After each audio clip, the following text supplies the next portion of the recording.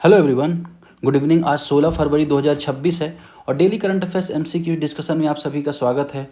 आज हम 10 एमसीक्यूज़ फिर से लेके आए हैं। The Hindu, Indian express, PIB के हैं। हिंदी और इंग्लिश दोनों में एमसीक्यूज़ को रखा गया है और यहाँ पर अलग अलग टॉपिक्स हैं। साथ ही हम करंट अफेयर्स के साथ स्टैटिक जो टॉपिक होता है उसको एनालिसिस करते हैं, बहुत ही सिंपल भाषा में समझते हैं जिससे सभी को आसानी से समझ में आए। साथ ही जहाँ पे मैपिंग होती है, जहाँ पे इमेज होती है, वहाँ पे हम उसको भी पुट ऑन करते हैं। और आप इस पीडीएफ को कैसे डाउनलोड कर सकते हैं, तो हमारे टेलीग्राम चैनल पे आप जुड़ सकते हैं और इस पीडीएफ को डाउनलोड कर सकते हैं। तो चलिए आज का जो टॉपिक है बिना किसी देरी के स्टार्ट करते हैं। जो पहला टॉपिक है किसके संबंध में है? पीएम राहत स्कीम के बारे में है। ठीक है, अब हाल में क्या हुआ, भारत सरकार ने या गवर्नमेंट ऑफ इंडिया ने क्या किया है, पेन में थोड़ा सा और इसको, हाँ, अभी क्या किया भारत सरकार ने एक योजना की शुरुआत की जिसे पीएम राहत योजना कहा जा रहा है।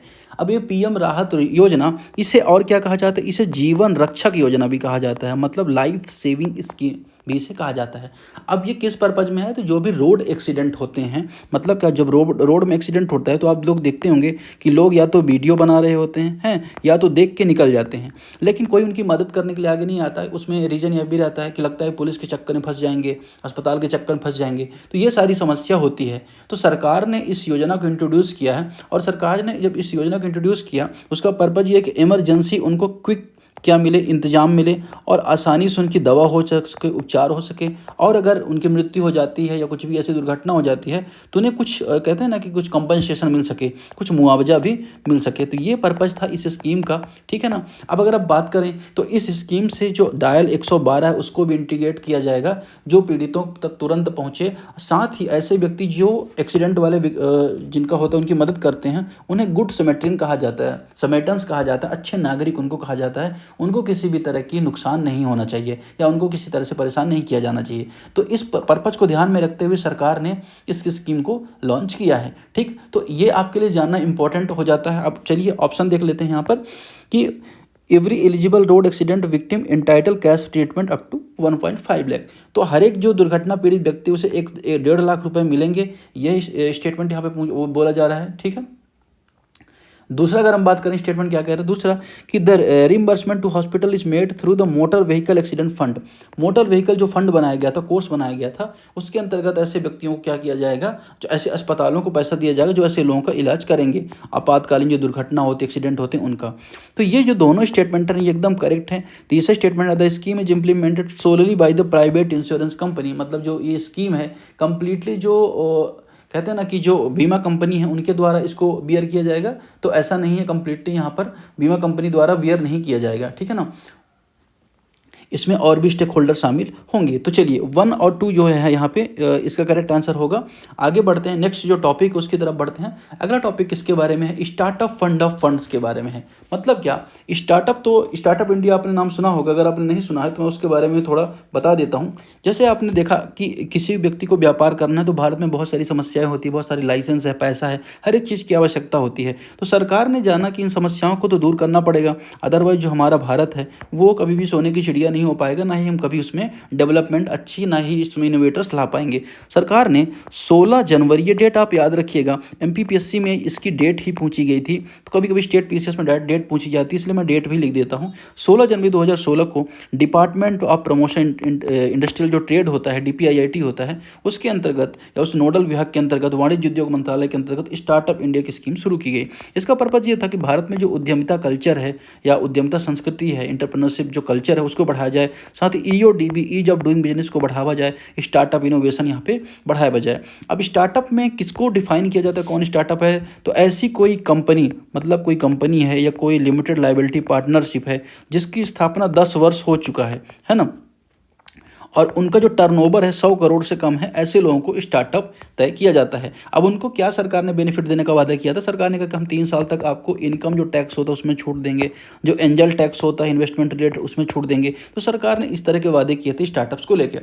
ठीक है, अब सरकार ने यहाँ पर स्टार्टअप को यहाँ पे पैसे जो मॉनेटरी बेनिफिट उसकी भी बात थी। ठीक है ना, तो इस तरह की बहुत सारी जो स्कीम्स है सरकार ने उसके बाद बहुत सारी चलाई। अभी यहाँ पर क्या हुआ है, स्टार्टअप इंडिया पहल के अंतर, ये स्टार्टअप इंडिया जो इनिशिएटिव के अंतर्गत startup India fund of fund launch किया गया। अब ये जो startup India fund of fund है तो क्या डायरेक्टली स्टार्टअप को लोन देगा? ये इनकरेक्ट है। ये क्यों इनकरेक्ट है कि ये क्या करेगा, AIIF अल्टरनेटिव जो इन्वेस्टमेंट फंड्स होते हैं उनको मदद देगा, ना कि डायरेक्टली क्या करेगा, ना कि डायरेक्टली स्टार्टअप को मदद देगा। अब अगर हम बात करें तो जब AIIF के पास ये पैसा चला जाएगा उसके बाद वो क्या करेंगे, स्टार्टअप्स को यहाँ पे पैसा वो दे सकते हैं, ठीक है। तो ये चीज़ आपको यहाँ पे याद रखनी है। अब देखें तो इसमें क्या 10,000 करोड़ का बजट रखा गया है, ये स्टेटमेंट यहाँ पे करेक्ट है। It invest directly to individual startup, या डायरेक्टली जो स्टार्टअप होते हैं, जो व्यक्ति होते हैं, उनके पैसे निवेश करेगा, ये यहाँ पे गलत है। मैंने आपको बताया कि जो अल्टरनेटिव इन्वेस्टमेंट फंड होता है, अब ये जो इन्वेस्टमेंट फंड होते हैं ना, ये किसके अंतर्गत रेगुलेट होते हैं, ये सेबी के अंतर्गत रेगुलेट होते हैं। सेबी ने इनको रेगुलेट करने के लिए 2012 में रेगुलेशन जारी किया था। इनका मतलब ये होता है कि ऐसे फंड होते हैं जो म्यूचुअल फंड्स हैं, शेयर है, बॉन्ड, इनसे अलग होते हैं, ठीक है ना, लेकिन हाई रिस्क होता है, हाई बेनिफिट वाले फंड होते हैं, ठीक। तो इस तरह के ये फंड्स होते हैं, ठीक। अब तीसरा जो ऑप्शन है, it aim to strengthen India domestic venture capital ecosystem. अब वेंचर कैपिटल जो इकोसिस्टम होता है, देखिए एंजल इन्वेस्टर क्या होता है, आपने कोई रैंडम आइडिया लेके आए और आप पे किसी ने पैसा लगा दिया, वो एंजल इन्वेस्टर होता है, ठीक है। लेकिन वेंचर जो कैपिटल होती है, तो कभी कभी जो बिजनेस होते हैं ऑलरेडी डेवलप फेज में चल रहे होते हैं, उनमें इन्वेस्टमेंट आता है, उनको मजबूत किया जाता है। तो यहाँ पर अगर आप देखोगे तो जो वेंचर कैपिटल होते हैं उनको स्ट्रेंथन करने के लिए इसको यहाँ पे लाया गया है, ठीक है।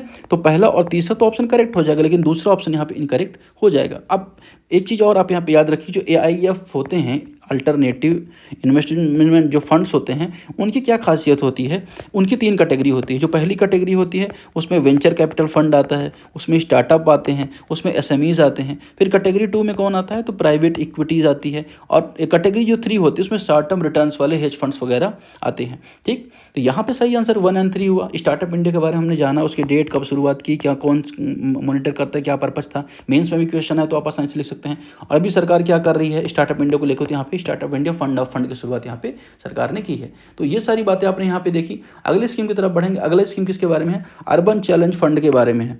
With the reference of urban challenge fund consider the following statements. यहाँ पे कुछ चीज़ें हैं, इमेज हैं, जो मैं भी आपको दिखाते चलता हूँ। जैसे अगर आप देखें PM राहत स्कीम के बारे में, यहाँ पे आप देखेंगे लाइफ सेविंग प्रोटेक्शन स्कीम है, प्रधानमंत्री ने इसे अप्रूव किया है और यहाँ पे ये पैसे देने की यहाँ पे 1.5 लाख बात हुई है। फिर यहाँ पे 10 साल का जो स्टार्टअप इंडिया में क्या हमने अचीव किया हुआ है भी यहाँ पे दर्शाया गया है। अगर आप देखोगे 3rd लार्जेस्ट स्टार्टअप इकोसिस्टम हो चुका है भारत विश्व में, 2 लाख से ज़्यादा स्टार्टअप हैं वर्तमान में कैटेगरी में। तो इस तरह का जो डेवलपमेंट है यहाँ पे आप इस इमेज के माध्यम से देख सकते हैं, ठीक है। ये PDF कंप्लीटली फ्री हमारे Telegram channel India's affairs by दिवस द्विवेदी में, ठीक है। तो ये चीज़ आपको यहाँ पे याद रखनी है। अब अर्बन चैलेंज का पर्पज़ यहाँ पे सरकार ने क्या है, सरकार यहाँ पे ये एक स्कीम लेके आई है सरकार, ठीक है ना। सरकार का क्या पर्पज़ है, अगर हम बात करें तो सरकार का पर्पज़ ये है कि हम एक क्या करेंगे, सेंट्रल स्पॉन्सर्ड स्कीम लेके आएंगे, CSS। अब देखिए जो स्कीम होती हैं 2 तरह की होती हैं, एक CSS ये गोल वाला है, एक CSS स्क्वायर वाला है। अब इसका डिफरेंस क्या है, इसका मतलब है स्पॉन्सर्ड।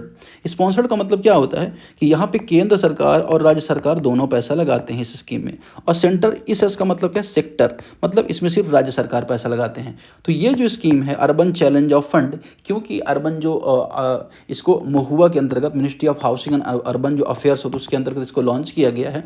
ये एक तरह की सेंटर स्पॉन्सर्ड स्कीम है। इसका पर्पज़ क्या है कि ऐसे शहरों को बनाना जो रेजिलियंट है, मतलब क्या, सहनशील हो, या अगर हम बात करें प्रोडक्टिव हो, या अगर हम बात करें इंक्लूसिव हो या समावेशी हो, या क्लाइमेट रिस्पॉन्सिव सिटीज़ हो, मतलब जलवायु की समस्याएं हैं उसका निदान हो सके, वहाँ पे ऐसे शहर का विकास यहाँ पे करना है। और इसका जो बजट रखा गया है 1 लाख करोड़ रखा गया है। कितना, 1 लाख करोड़ रखा गया है। और इसका टाइम पीरियड क्या रखा गया, तो वित्तीय वर्ष या फिनेंशियल ईयर 2025-26 से 2030-31 तक यहाँ पे रखा गया है। बाद में इसको 33-34 तक भी यहाँ पे बढ़ाया जा सकता है। अब इस जो चैलेंज फंड है, इसमें मिनिमम जो 50% है प्रोजेक्ट का फाइनेंसिंग, उसको मोबिलाइज किया जाएगा मार्केट सोर्सेज से, इंक्लूडिंग म्यूनसिपल बॉन्ड के माध्यम से, बैंक लोन के माध्यम से, या पब्लिक प्राइवेट पार्टनरशिप के माध्यम से। बाकी जो रिमेन शेयर है उसे कंट्रीब्यूट किया जाएगा किसके द्वारा, स्टेट गवर्नमेंट के द्वारा, यूटीज़ हैं, या जो अर्बन लोकल बॉडीज़ हैं उनके द्वारा, ठीक है।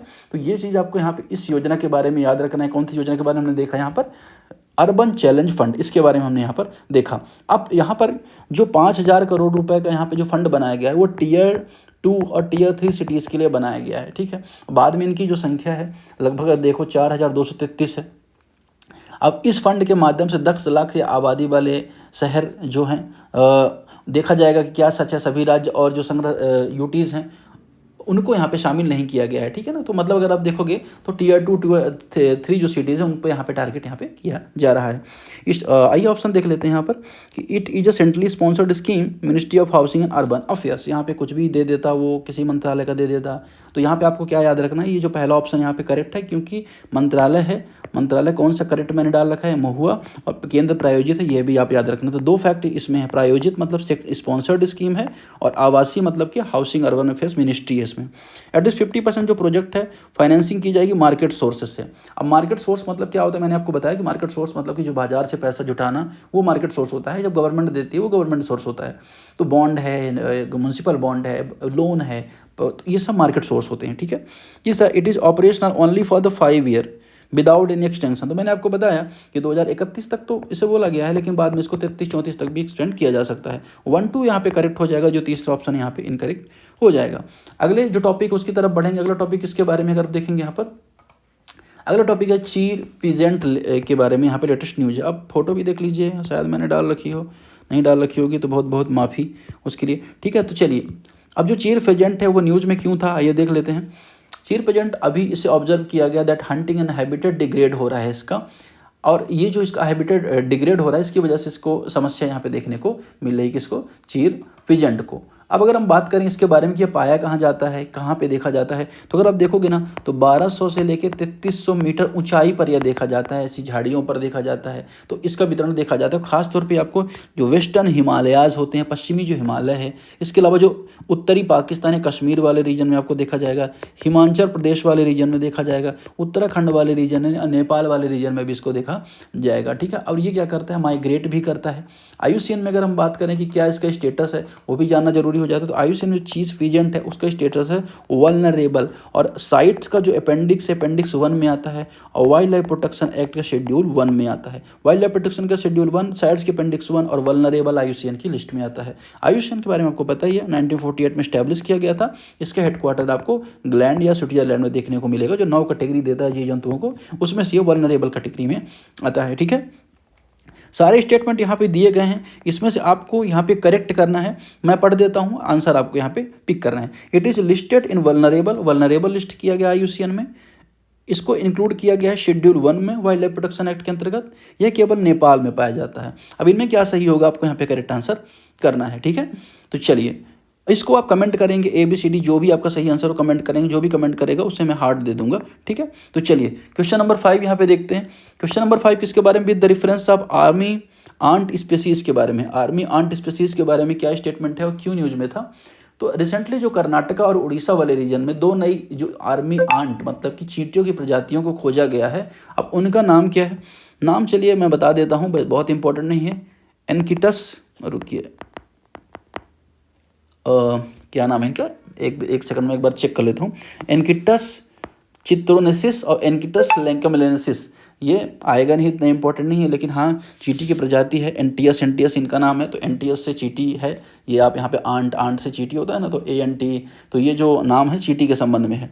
अब इनके बारे में ये बोला जा रहा है कि ये परमानेंट घोंसला बनाते हैं, नहीं बनाते हैं।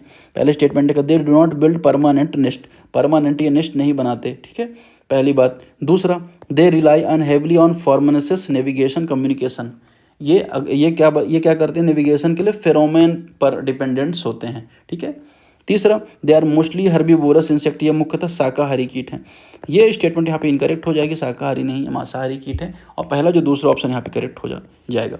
चलिए आगे बढ़ते हैं। PM दक्ष स्कीम के बारे में देखते हैं। आपको पता है कि सरकार इसके डेवलपमेंट को लेकर बहुत सारे प्रयास करती है। तो लोकसभा ने बताया कि 2021 से लेकर 2024 तक के बीच में जो PM दक्ष योजना थी, उसमें हमने लाखों लोगों को ट्रेन किया, ठीक है। अब ये जो PM दक्ष योजना थी किसके लिए थी, तो 18 से 45 वर्ष के लिए लोगों के लिए थी। क्या सभी के लिए थी, नहीं, किसके लिए थी, तो ऐसे टारगेट समूह किए गए जैसे शेड्यूल कास्ट हैं, शेड्यूल ट्राइब हैं, जो OBCs हैं, या इकोनॉमिकली जो बैकवर्ड सेक्शन है उसको टारगेट किया गया था, और डीनोटिफाइड जो ट्राइब्स हैं उनको भी टारगेट यहाँ पे किया गया था, सफाई कर्मचारी को भी टारगेट किया गया था। अब इसमें क्राइटेरिया ये था कि ऐसे लोग, इस कैटेगरी में भी वो लोग जिनकी आय 3 लाख रुपए से कम है, उनको यहाँ पे टारगेट किया जाएगा, ठीक है। लेकिन वो ओबीसी और ईडब्ल्यूएस के लिए क्राइटेरिया था। अगर कोई एससी एसटी या डीएनटी में आता है तो उसके लिए आय का कोई भी क्राइटेरिया नहीं था। पर्पज यहाँ पे सरकार का ये था कि अच्छी स्किल देंगे, जिससे रीस्किलिंग करेंगे, उनको अलग अलग जगह रोजगार मिलेगा, एंटरप्रेन्योरशिप की स्किल है या कोई भी ऐसे काम की स्किल यहाँ पे दी जाएगी। तो यहाँ पर देखा गया कि लगभग लाखों लोगों की स्किल यहाँ पे किया गया है, तो इस वजह से ये न्यूज़ में आ गया। अब सर पीएम सरकार ने क्या है ना कि स्किल डेवलपमेंट को लेकर बहुत सारी स्कीम चलाई है। जैसे आपने सुना होगा प्रधानमंत्री कौशल विकास योजना के बारे में, उसमें इसमें एज क्राइटेरिया 18 से 45 है, लेकिन PMKVY में एज क्राइटेरिया 15 से 45 है। ये जो डिफरेंस है ना, इसको भी यूपीएससी क्या करता है, हिट कर देता है कभी कभी, तो आप थोड़ा सा ट्राई करिएगा, याद रहे। साथ ही सरकार ने स्किल इंडिया मिशन की शुरुआत की थी 2015 में। सरकार ने NSDM national skill development mission को शुरू किया, DDY-GKU को शुरू किया, दीनदयाल उपाध्याय ग्रामीण कौशल्य योजना, ठीक है ना, कौशल योजना 18 से 35 को टारगेट यहाँ पे रखा गया। इसके अलावा प्रधानमंत्री कौशल केंद्र को स्टैब्लिश किया गया। तो सरकार ने बहुत सारे प्रोग्राम स्किल डेवलपमेंट के चलाए, संकल्प है, स्ट्राइव है, इस तरह के प्रोग्राम भी सरकार ने IITs के लिए, ITIs के लिए चलाया, IIT नहीं ITIs। चलिए इस स्कीम के बारे में देखें तो ये क्या सेंट्रल सेक्टर स्कीम है, केंद्र क्षेत्र की स्कीम है, एकदम बात करेक्ट है। यहाँ पे केंद्रीय क्षेत्र की स्कीम है, 2020-21 में लॉन्च किया गया था। दूसरा ऑप्शन भी करेक्ट है, किसको टारगेट करता है, यहाँ पे क्लियरली लिखा गया है, SC ST DNT टाइप्स को टारगेट करता है। तीसरा, there is no income limit on OBC EWS categories, वो OBC EWS कैटेगरी में कोई आय सीमा नहीं है, नहीं, यहाँ पे 3 लाख रुपए OBC EWS में आय का सीमा है, 3 लाख से ज़्यादा इनकम है तो उनको यहाँ पे लाभ नहीं मिलेगा। तो 1 2 यहाँ पे करेक्ट आंसर हो जाएगा। आगे बढ़े, नेक्स्ट क्वेश्चन बढ़ते हैं। पापीकोंडा जो नेशनल पार्क उसके बारे में देखते हैं। तो चलिए पापीकोंडा नेशनल पार्क की लोकेशन मैं आपको दिखा देता हूँ सबसे पहले। हाँ, PM दक्ष योजना के बारे में यहाँ पे आप देख सकते हैं, ये भी मैंने डाल रखा है, इसका ऑब्जेक्टिव क्या है, इसका टारगेट बेनिफिशरीज कौन से हैं, टाइप कौन कौन सी है, बेनिफिट क्या, चैलेंजेस क्या है, तो मेंस का एंगल भी आपका कहीं ना कहीं यहाँ पे कवर हो जाएगा, ठीक है। तो पापीकोंडा जो नेशनल पार्क है उसके बारे में देखो तो आंध्र प्रदेश में इसकी लोकेशन आपको देखने को मिलेगा। आंध्र प्रदेश के जो नदर्न पार्ट है, उत्तरी पार्ट है, वहाँ पे देखने को मिलेगा, को तेलंगाना से बॉर्डर भी है। फिर आंध्र प्रदेश में आपको राजीव गांधी नेशनल पार्क भी देखने को मिलेगा और श्री वेंकटेश्वर नेशनल पार्क भी आपको आंध्र प्रदेश में देखने को मिलेगा। अब अगर देखें तो एक्सप्लोरर नाम के यहाँ पे एक बाघ को देखा गया है, ठीक है।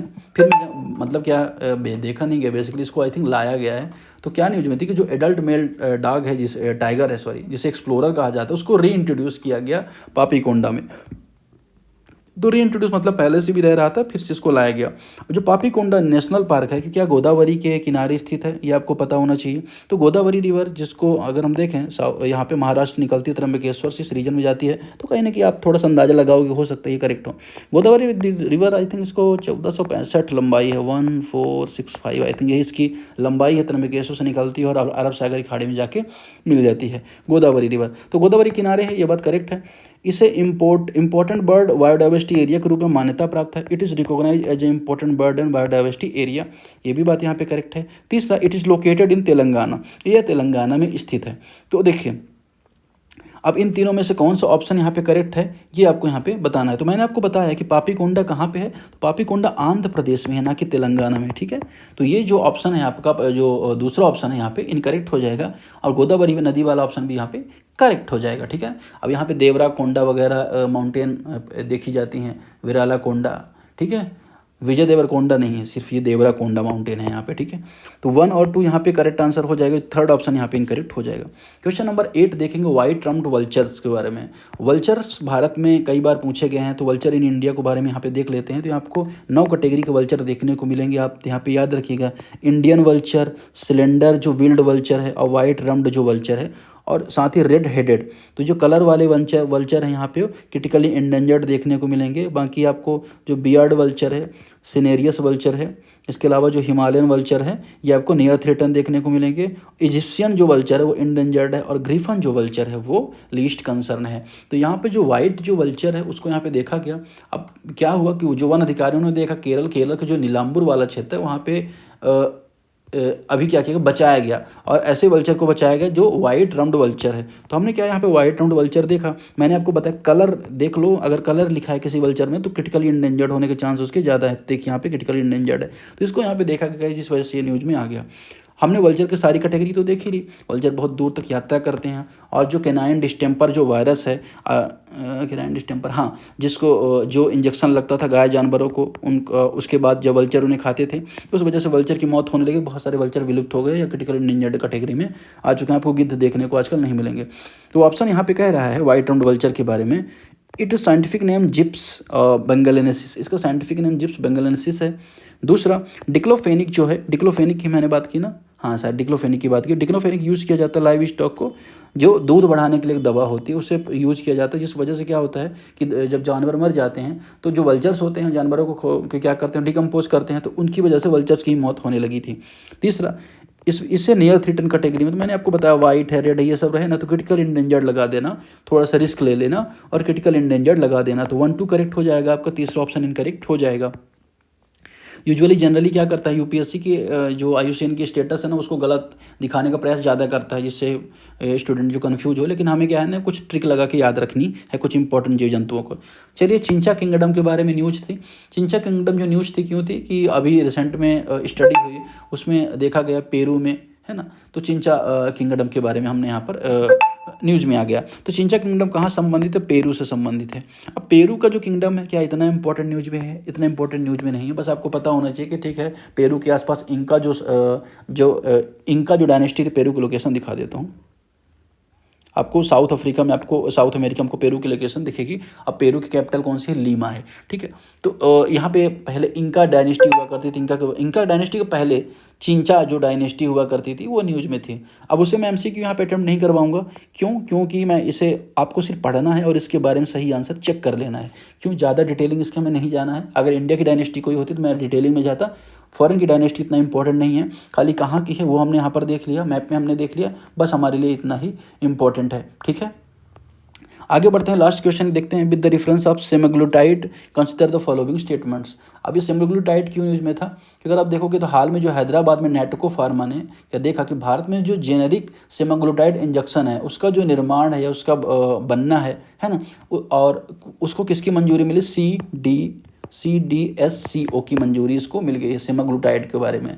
अब जो ये है क्या, है ना, ये आपके लिए जानना जरूरी। तो ये किससे संबंधित है, तो आपको पता होना चाहिए जो डायबिटिक पेशेंट है उससे संबंधित है ना। तो ये जो सेमाग्लूटाइड उस दवा को मंजूरी यहाँ पे मिली है।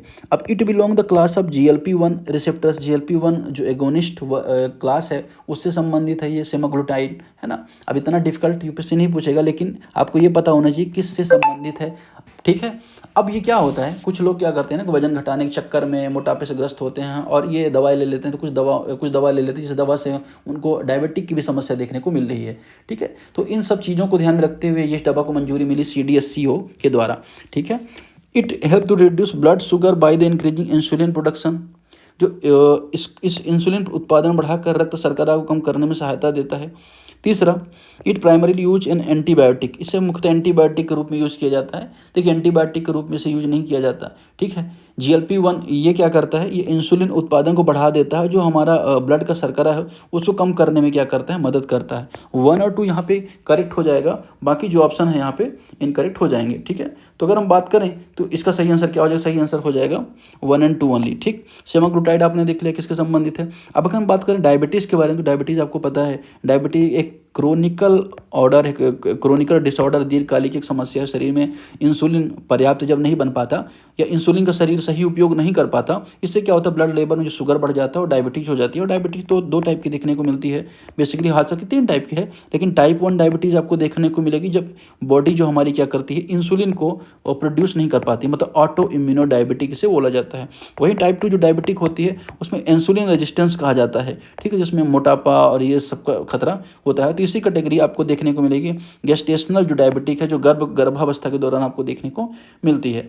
अब इसमें क्या होता है, समस्या ये होती है कि जो वजन घटना लगता है, थकान ज़्यादा लगने लगती है, घाव जो होता है शरीर में अगर हुआ तो बहुत धीरे भरता है, दिखना कम लगने लगता है, तो बहुत सारी समस्या कॉम्प्लिकेशन इसके देखने को मिलते हैं, ठीक है। तो इसकी समस्या लगातार बढ़ती जा रही है।